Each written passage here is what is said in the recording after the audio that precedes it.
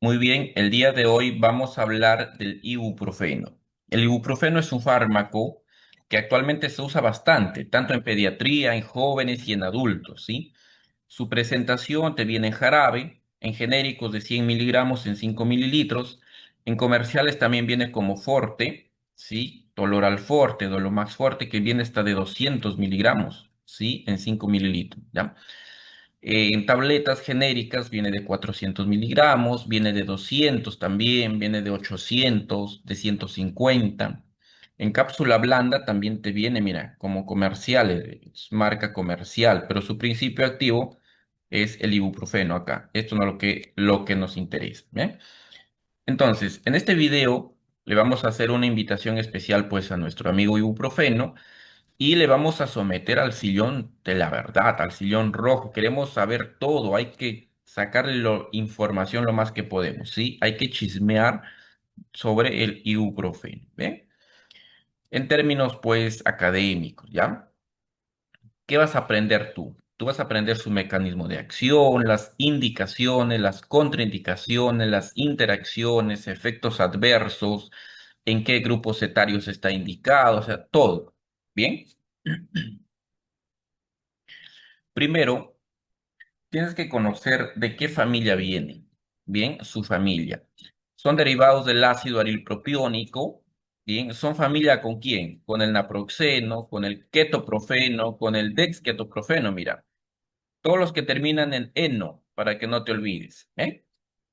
Entonces, por otro lado, el ibuprofeno es un AINE no selectivo. AINE es antiinflamatorio no esteroideo, ¿ok?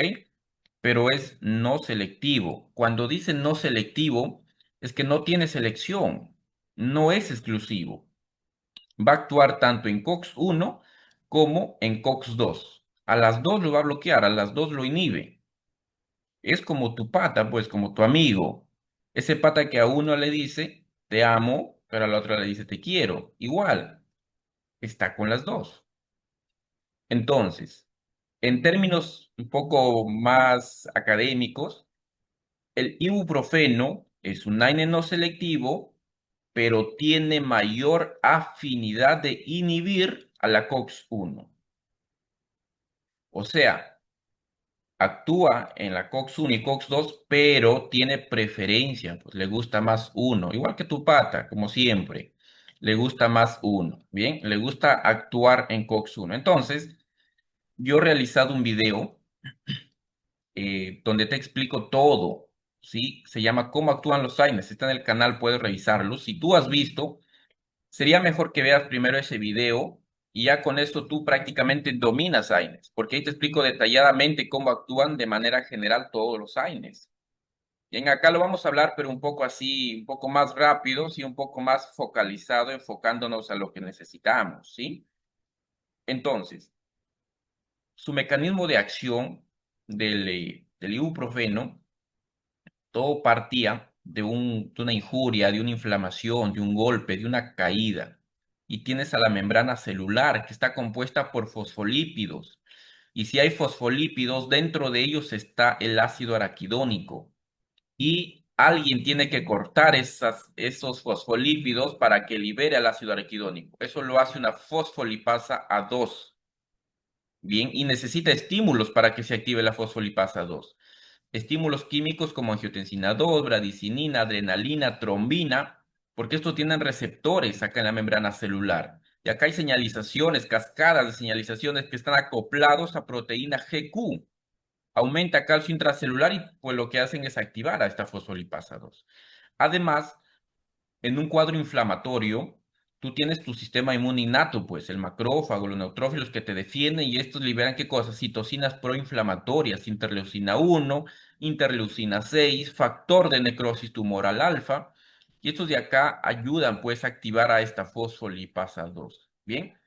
Y esta corta, escinde, hidroliza a los fosfolípidos y libera el ácido araquidónico, ¿ok? Así, sencillo. Luego toma dos vías, pues la lipoxigenasa, no te lo voy a hablar esto y ahora, y la COX o ciclooxigenasa.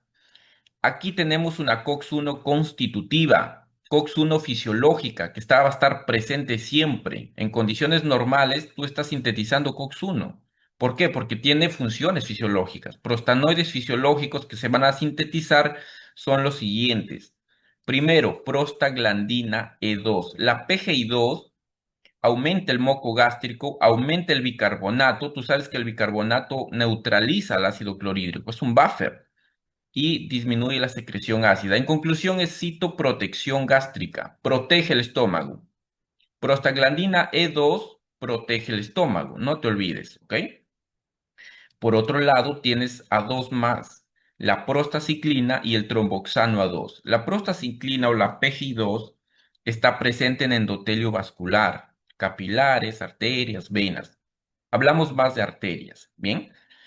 Lo que hace es vasodilatación, ¿ok? Si tu arteria tiene que estar más dilatada, bien, para que la sangre llegue un poco, o bueno, llegue con mayor, buena perfusión, se llama, buena perfusión renal, buena perfusión cerebral, buena perfusión tisular, ¿ok?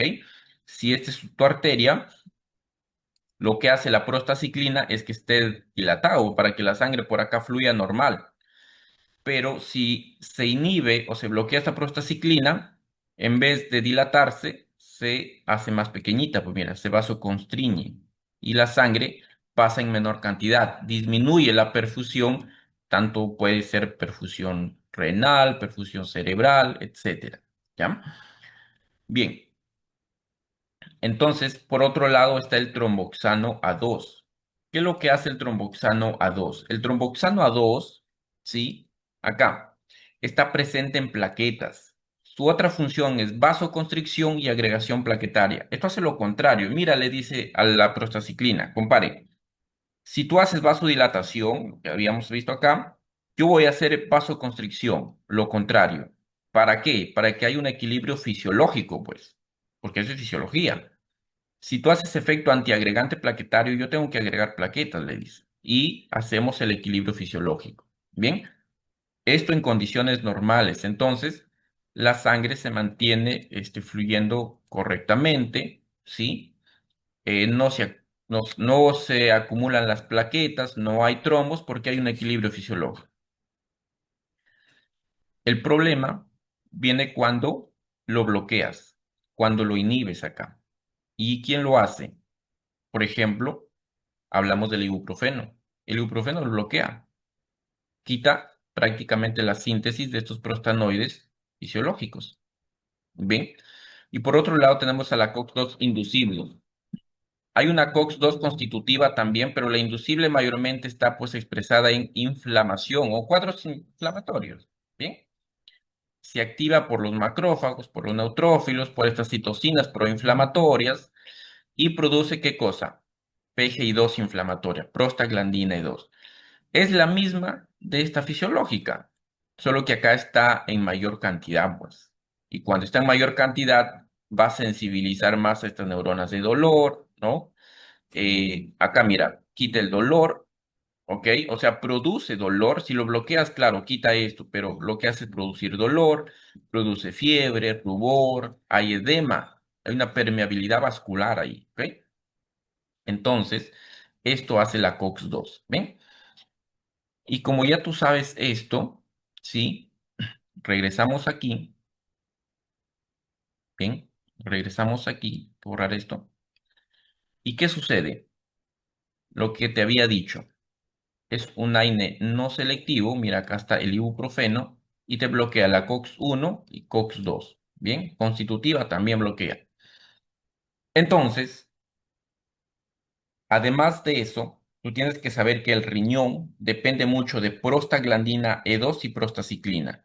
Si tú lo bloqueas, puedes alterar el flujo sanguíneo, pues, porque al bloquear a la prostaglandina, la arteriola aferente, la que ingresa prácticamente al glomérulo, en vez de dilatarse, se vasoconstriñe, ingresa menos sangre y la tasa de filtración glomerular obviamente disminuye, ¿ya?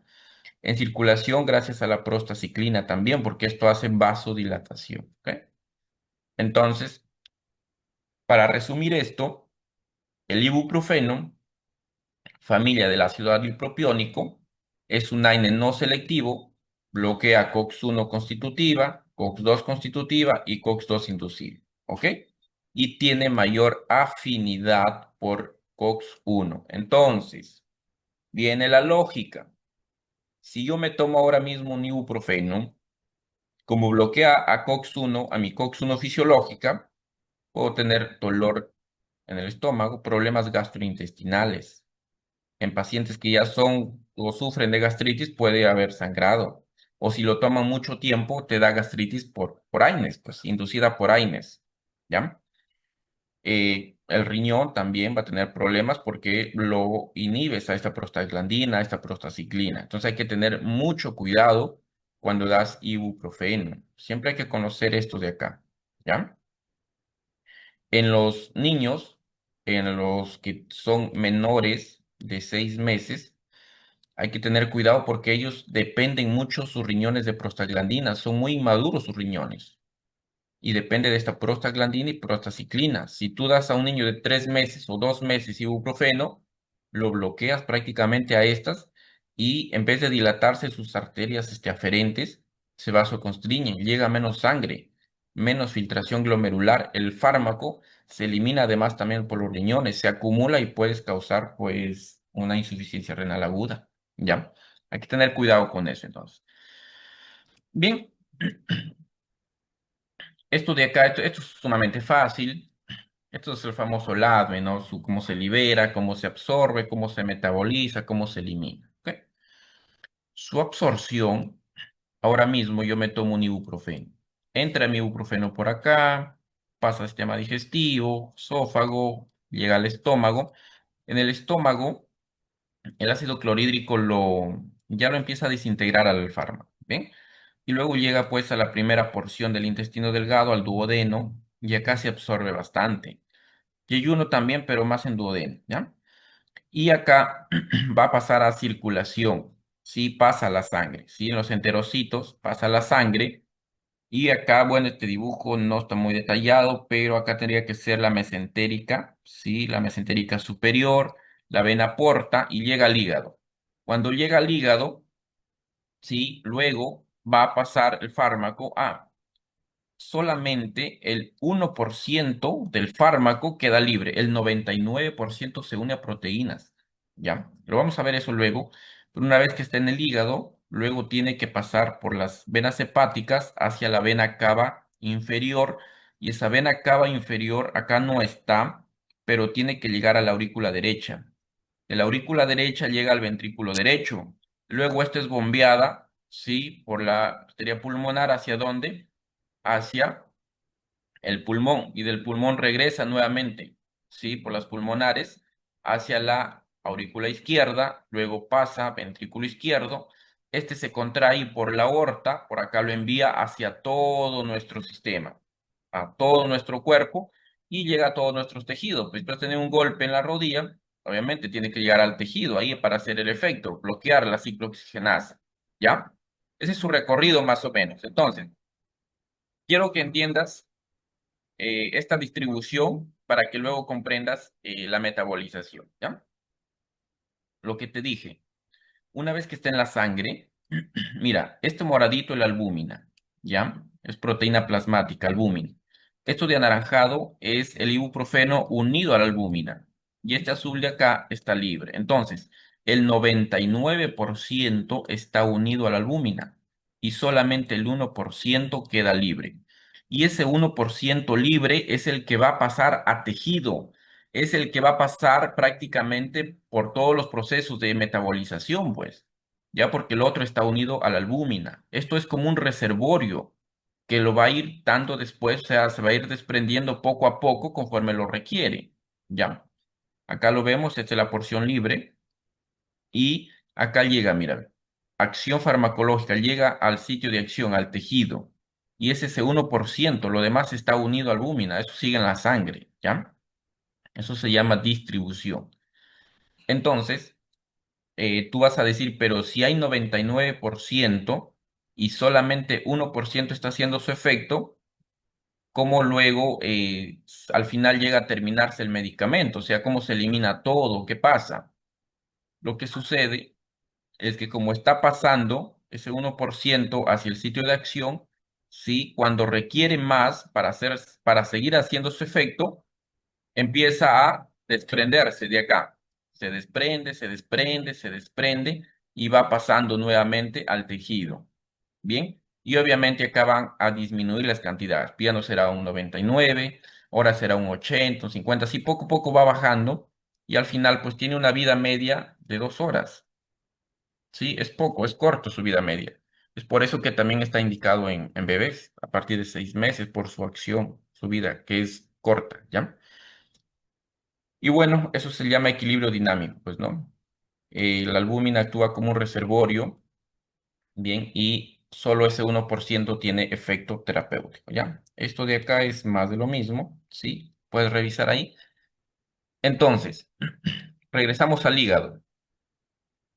Cuando está en el hígado, ese 1%, sabes que el fármaco está circulando. Ya te expliqué acá cómo llega a los pulmones, luego al corazón y luego se distribuye todo, ¿ok? Pero ¿qué pasa en el hígado? El hígado le dice, mira, compadre, estás que te das vuelta, vuelta y sigues pasando por acá. 2 horas tu vida media, pero yo tengo que ir eliminándote, le dice. Pues, ¿sabes qué? Tú tienes que salir, no puedes estar mucho tiempo acá. En el hígado hay dos fases. Una fase que es de oxidación, fase uno, y una fase 2 que es de conjugación. ¿Ok? En la fase uno tenemos a los citocromos P450. Acá hay una familia. Cuando el fármaco, el ibuprofeno, está pues en los hepatocitos, que en el hígado, ¿qué es lo que sucede? Estas CYP29, este citocromo, ¿bien? 2C9, le añade al ibuprofeno un grupo hidroxilo, un OH, y lo convierte en hidroxibuprofeno. Ah, lo destruyen acá el ibuprofeno.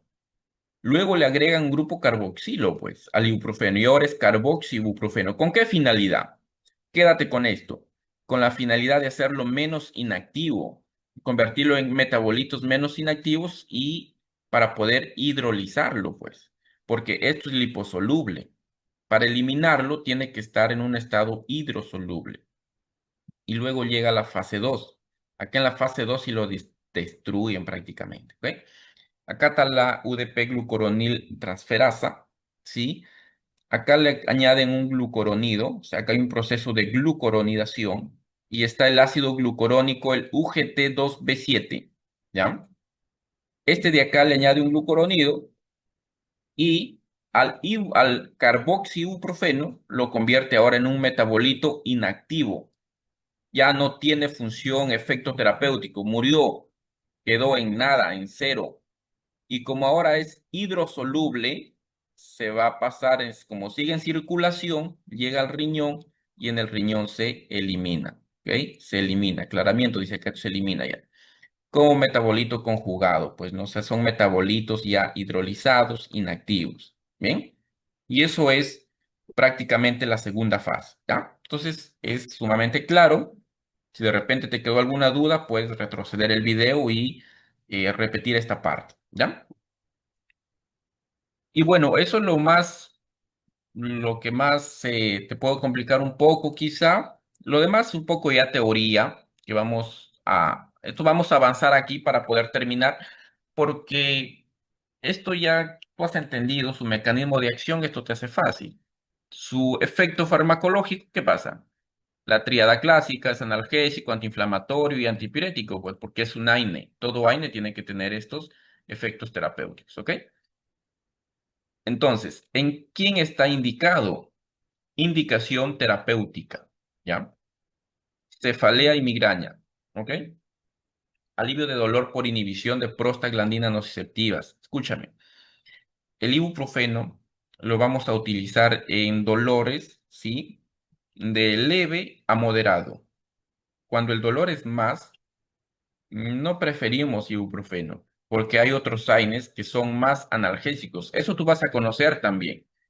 Hay AINES que son más analgésicos, son más antiinflamatorios y algunos son más, que te quitan el dolor mucho más rápido y algunos que también bajan la inflamación. ¿Por qué? Porque tienen afinidad, así como este tiene afinidad por COX-1, hay otros que tienen afinidad solamente por COX-2, ¿no? Les gusta más COX-2. ¿Ya? Entonces, esto pues necesitamos para dolor leve a moderado.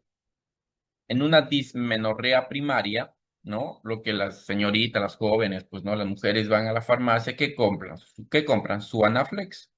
Y el Anaflex que tiene ibuprofeno de 200 miligramos, ¿ya?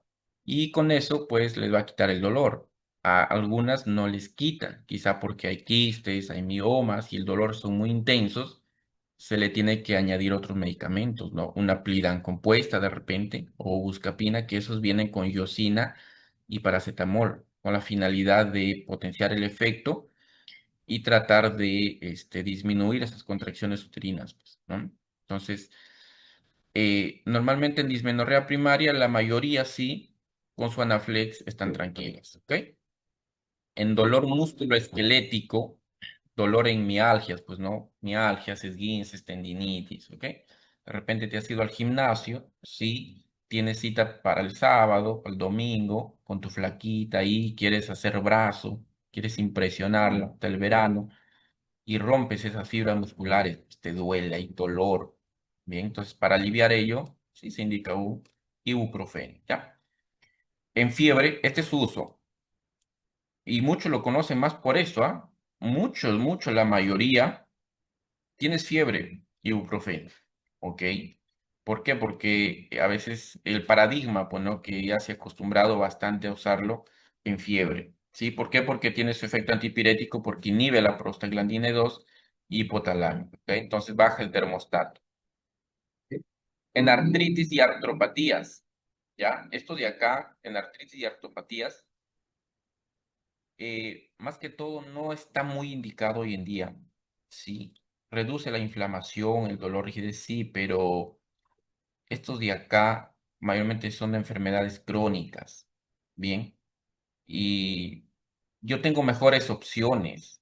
Por ejemplo, puede ser el diclofenaco, puede ser meloxicam, sí, que esas actúan más en COX-2. O sea, son no selectivos también, pero actúan más en COX-2, te quitan más mejor el dolor, mejor bajan la inflamación. Claro, hay que valorar también riesgo cardiovascular, ¿ok? Entonces, no se usa a menos que no haya o que el problema o paciente tenga problemas cardiovasculares, sí se puede usar acá, ¿ya? En odontología, ahí sí lo usan, sobre todo en niños, ¿sí? En dolor dental o un postoperatorio o una extracción de un diente, ahí sí lo usan, ¿sí? Para los niños, para el dolor, ¿ya? Para la fiebre, inflamación y todo. Esto ya lo vimos, inflamación musculoesquelética. Acá está, mira, dolor inflamatorio leve a moderado, lo que te dije, ¿no? Dolor traumático postquirúrgico leve. Ajá, leve, chicos, porque si es un postquirúrgico, pues de una cirugía un poco más compleja, hay AINES más fuertes, como dije, para el dolor. Tal ketorolaco, por ejemplo, es el AINE más potente en dolor, ¿ya? Eh, entonces, eso, ¿ya? A ver, acá, con esto ya vamos terminando. Efecto adverso, ¿sí? Las contraindicaciones, las interacciones y por último, lo que te gusta, automedicarte, o sea, la dosificación, ¿ya? Entonces, esto es sumamente rápido, tú ya lo entendiste. Problemas en el estómago, ¿por qué? Porque bloqueas a la COX-1, pues. Esta es fisiológica, habíamos visto, aumenta el sangrado, la gastritis, ¿no? Úlcera y todo. En el riñón porque bloqueas prostaciclinas, la PGI2 también, y disminuye pues, la perfusión renal, ¿sí? Se vasoconstriñe, hay menos sangre y riesgo de una insuficiencia renal aguda, ¿ok? En el corazón, ¿qué pasa? Puedes aumentar una presión alta, ¿por qué? Porque constriñes también a la arteriola ferente, ¿sí? Y eso también, ¿qué va a pasar? Vas a retener agua, sodio, ¿sí? Sodio, agua, aumenta el volumen, hay edema, ¿sí? Y por la prostaciclina puede también haber un efecto o riesgo de trombos, ¿ya? El hematológico, ¿qué pasa? Y esto si te das cuenta, cuando estábamos con pacientes con dengue, estaba, bueno, contraindicado el ibuprofeno porque tenía pues bloqueado los tromboxanos. Y si bloquea tromboxanos, ya no hay agregación plaquetaria y las plaquetas descendían mucho en los pacientes y había sangrado, ya por eso justamente. Respiratorio, acá sí. Acá sí atento. Tu paciente, tu doctor, o bueno, tu profesor, si es un poco cringoso o te quiere molestar, te va a preguntar esto. ¿Por qué un AINE, sí, un ibuprofeno, un diclofenaco, lo que sea, puede empeorar en pacientes asmáticos o generar broncoespasmo? ¿Ok? Si tú has visto el video anterior que he hecho, el que hice sobre cómo actúan los AINES, vas a entender esto. Principalmente es ¿por qué? Porque cuando tú das un AINE, bloqueas solamente ¿a qué cosa? A las ciclooxigenasas. Pero la otra vía de lipoxigenasas, estas de acá, quedan libres y aumentan síntesis de leucotrienos. Y estos leucotrienos tienen receptores en el músculo liso del bronquio y hace que el músculo se contraiga más y por ende te da broncoespasmos, broncoconstricción, bronquitis, por ejemplo, ¿ya? Es justamente por ello. Entonces, si te preguntan eso, tú tienes que responder que es justamente porque los AINES solamente bloquean a las ciclooxigenasas, dejando libre a la lipoxigenasa y aumentan leucotrienos y generan la vasoconstricción porque tienen receptores en el músculo liso bronquial, ¿ok? Y esto de hipersensibilidad sí, pues hay que tener cuidado, chicos, ¿ya? Puede generar rash, urticaria, reacciones alérgicas, en el peor de los casos, un shock anafiláctico, ¿ok? Hay que tener mucho cuidado, preguntar siempre al paciente si es alérgico a algún medicamento o no, ha tomado alguna vez en su vida ya este ibuprofeno, naproxeno, ketorolaco, entre otros, ¿ok? Contraindicaciones, lógico, pues no, úlcera péptica hay que evitar por el riesgo, ¿no? De una perforación o sangrado. Sangrado gastrointestinal, pues no por inhibición de la COX-1, ya lo vimos. Insuficiencia renal también por las prostaglandinas, por las prostaciclinas. A esto sí no lo hemos visto todavía, en el tercer trimestre del embarazo. Puede haber riesgo de que se cierre, sí, el ductus arterioso fetal. Normalmente este ductus arterioso fetal depende mucho de prostaglandina y prostaciclinas para que se mantenga dilatado. Si tú lo bloqueas, esto se cierra. Y si cierras, entonces la sangre empieza a ir hacia los pulmones, porque en este caso el bebito pues no respira, los pulmones están con líquidos, ¿ya? El ducto se cierra cuando nace, de manera natural, pero si tú lo cierras de manera prematura dentro todavía de la madre, el líquido, la sangre va al pulmón y puede colapsar ese pulmoncito. Puede causar una muerte fetal. Ya hay que tener mucho cuidado. Por eso, tercer trimestre no des ibuprofeno. ¿Ya? Alergia a los AINES, sí, es lo que te había dicho. Ya, no, puedes generar un shock anafiláctico. Sí, siempre preguntar. Asma inducida, acá está, mira, lo que te dije, asma inducida por AINES, ¿sí? Justamente porque aumentan leucotrienos, ¿ya? Por la vía del hipooxigenasa, ya hay broncoconstricción o broncoespasmo, ¿ya? En la interacción, bueno, fármacos, warfarina, tú sabes que es un anticoagulante y pues si el ibuprofeno bloquea el tromboxano A2, hay menos agregación plaquetaria y el sangrado puede aumentar, pues, ¿ya? Puede aumentar. Potencias prácticamente a la warfarina, su efecto anticoagulante, ¿ya? Los corticoides también potencias el efecto antiinflamatorio porque los corticoides son más potentes, ¿sí? Son más potentes, sobre todo la dexametasona, ¿no? Es más que la prednisona, más que deflazacor, más que betametasona, por ahí, ¿ya? Entonces, por acá vamos a ver que puede aumentar, pues, el riesgo de gastritis, úlcera gastrointestinal, etcétera, ¿ok? Los YECA y ARA2, ¿no? Enalapril, captopril, losartán, ¿no? Valsartán, ibersartán, entre otros. Lo que hacen estos es en la arteriola eferente, o sea, la que sale ya del glomérulo, sí, esa lo dilatan, pues, queda más dilatada. Es una arteria más grande, más abierta, se puede decir. Y cuando tú das un AINE, un ibuprofeno, a la arteriola aferente, o sea, la que entra, lo hace más pequeñita, pues lo constriñe. Entonces, hay menos sangre ingresando, pero hay más sangre saliendo. Por lo tanto, la tasa de filtración glomerular disminuye, pues, ¿ya? Y puede haber daño renal, sí, porque la presión del glomérulo disminuye, ¿ya?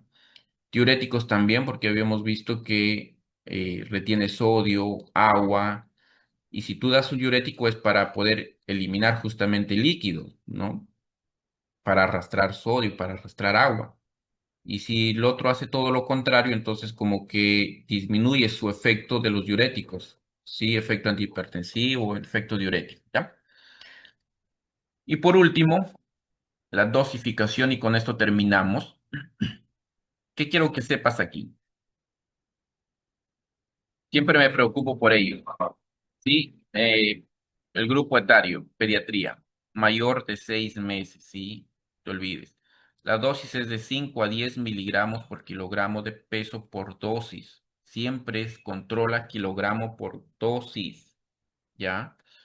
Cada 6 a 8 horas. Y es más, tengo un video en el canal exclusivamente de cálculo de dosis de ibuprofeno. Y es sumamente fácil, así nada más con saber el peso al ojo ya tú sabes cuánto dar, ¿ya? Para dolor, fiebre, inflamación y cálculo, dosis según peso. ¿Ok?